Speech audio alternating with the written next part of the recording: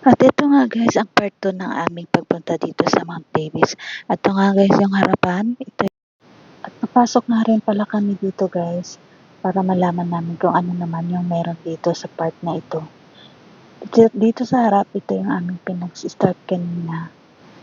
Maganda nga rin yung view dito guys, kaya pumunta rin kami dito. Para malaman namin kung ano ba ang makikita dyan. Para naman sulit ang aming gala. Ayan nga guys, at nakikita pala itong dagat. Ayan. Masarap dito magmuni-muni. Ayan nga guys, marami kayong makikita mga barko dyan, bangka. Ayan. At meron nga palang bunker din sa baba. Kaya bababa kami para makita din namin kung ano yung bunker dun sa baba. So, pwede tayong bumaba dito. Baba tayo dyan. Kapag bumaba, talagang kailangan may hawi. Buhawi.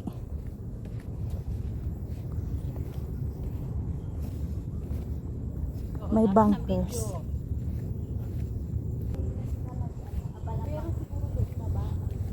Ano bang tinanong? Sa dagat daw?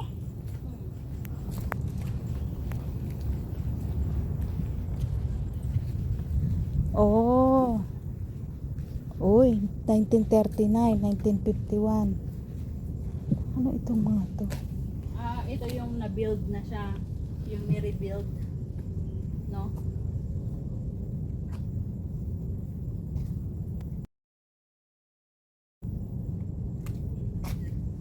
Galing ano? Na-rebuild siya. Ganun yung Style niya. Oo, siya. Ganito yung itsura niya dati. Ganyan. Number 2 ganun place na. At maiksi nga lang pala ang video ko dito guys. Kaya puro picture-picture na lang kami. Ayan. Masayang mamasyal sa isang historical na lugar. Medyo creepy siya dun sa may bundok. Yung mga bunker dun sa bundok, medyo creepy ang ambience. Pero dito hindi na masyado.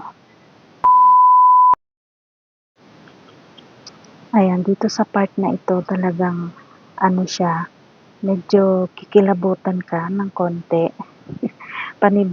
Maninibago ka.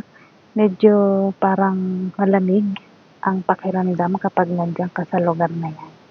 Kasi dyan guys, yung mga place ng mga unang nung World War II, dyan sila naglaban at marami dyang mga sundalo na mga nagbuwis ng buhay dito.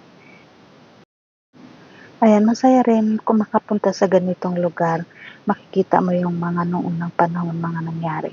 Actually, ang punta lang talaga namin sana dito is ang trigo. Dahil naghahanap kami ng trigo. Ayan, ang Mount Davis trigo. So, hanggang dito na lang guys. Marami pong salamat sa lahat ng mga support. Thank you for watching. Masayang pagpasyal namin dito sa Mount Davis. Historical na siya. Much for watching. Maraming experience, maraming adventure kaming na-experience dyan. So, bye-bye!